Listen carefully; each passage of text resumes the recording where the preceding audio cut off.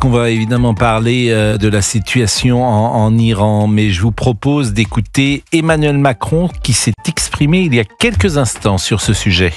La situation, on le voit bien, reste volatile et instable. Je pense que c'est une très bonne chose que le président Trump ait appelé à la cessation du feu. Vous le savez, c'est ce que nous plaidons depuis le début.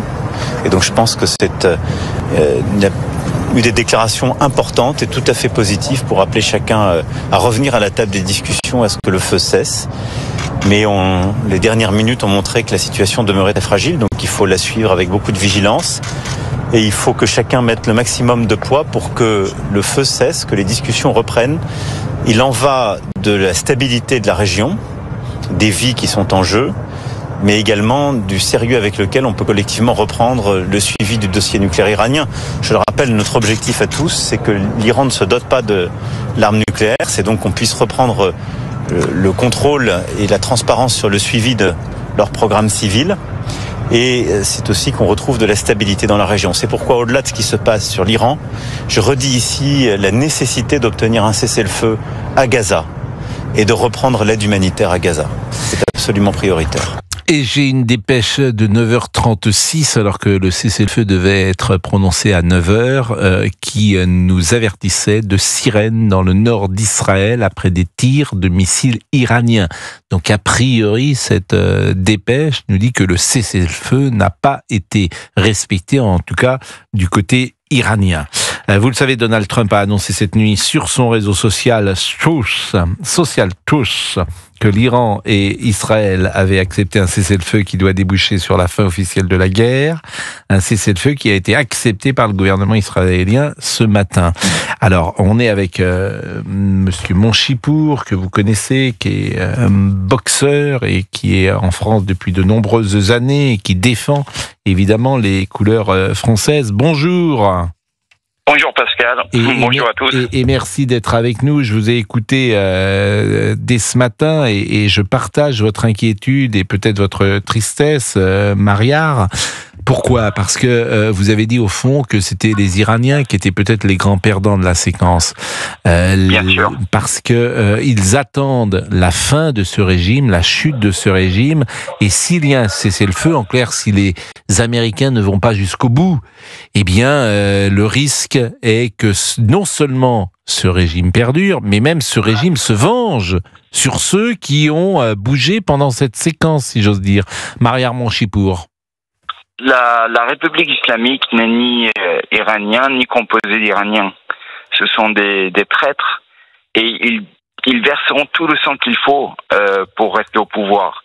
Là aujourd'hui, comme un renard ou un chien blessé qu'on libère dans un poulailler, ils vont massacrer l'opposition, ils vont massacrer les gens qui ont publié des messages de soutien, emprisonner, massacrer, violer. Vous savez, on peut tuer quelqu'un, on peut le pendre, mais on peut également, et c'est peut-être plus terrible, violer une jeune fille. Vous imaginez bien. Et il y a eu des viols des opposants, des manifestants dans le mouvement Femmes et Liberté. C'est terrible. Je le disais tout à l'heure, c'est comme un enfant qui est affamé. On lui a montré un joli petit gâteau, la liberté pour les Iraniens, et on lui enlève aujourd'hui. Trump, je veux bien, il doit y avoir des négociations entre eux. Si vous êtes venu et soutenu la destruction du pouvoir nucléaire militaire iranien, pourquoi vous laissez un régime qui vous mettra en danger dans 5 ou 10 ans rester en place? J'entends ce que vous dites, mais je vous ai écouté ces derniers jours et vous soulignez que les Iraniens souhaitent massivement ce changement de régime. Est-ce que vous pensez qu'ils puissent y arriver tout seuls ? Ou est-ce qu'il faut qu'ils soient aidés de l'extérieur ? Malheureusement pas. Un peuple est souverain. Là, tout à l'heure, un général me disait et il a raison, que le mouvement devait venir de l'intérieur de l'Iran. Mais quand il bouge pour demander juste, pour s'opposer, pour manifester contre la mort d'une jeune fille parce qu'elle avait mal porté un voile et que devant, il y a eu 472 morts. Quand ils vont dans la rue se plaindre d'élections présidentielles truquées, 1500 morts. Il n'y a aucune pitié de ce régime théocratique. et des gens juste avec des poings levés au ciel, ils ne peuvent rien faire. Effectivement, ensuite, par la mise en place d'élections législatives présidentielles, le destin d'un peuple lui appartient.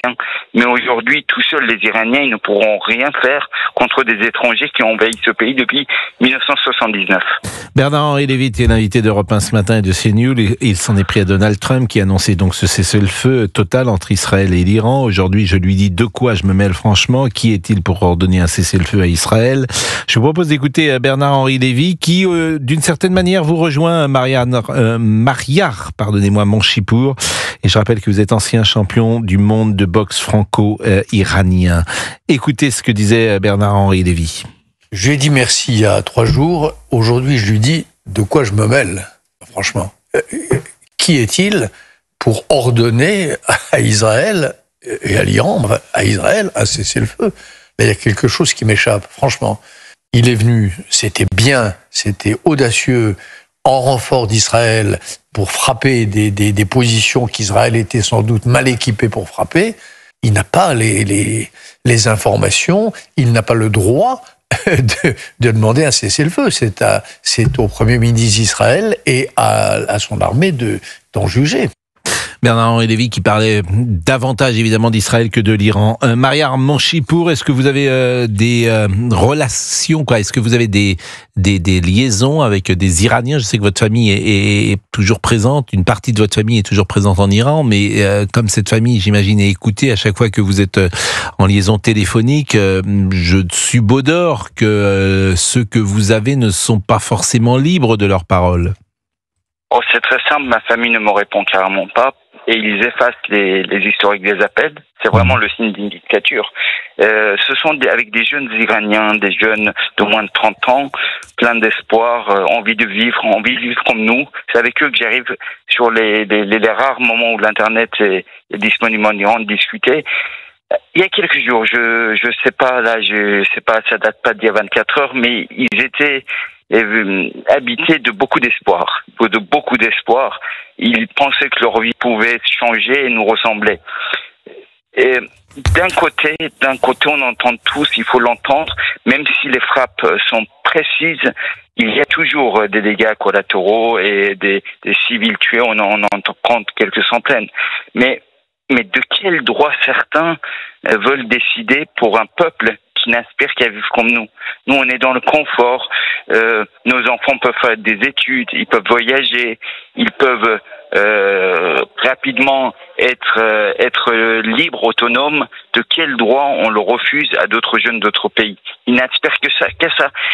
Regardez autour de vous, vos filles, vos sœurs, vos cousines, comment elles vivent. Toute Iranienne, elle aspire à une vie comme nous. Donc aujourd'hui, on leur a montré un joli gâteau et tout d'un coup, on leur dit, non, tu n'y as pas droit. Merci et puis courage à vous et compassion, bien sûr, Mariar Monchipour, ancien champion du monde de boxe.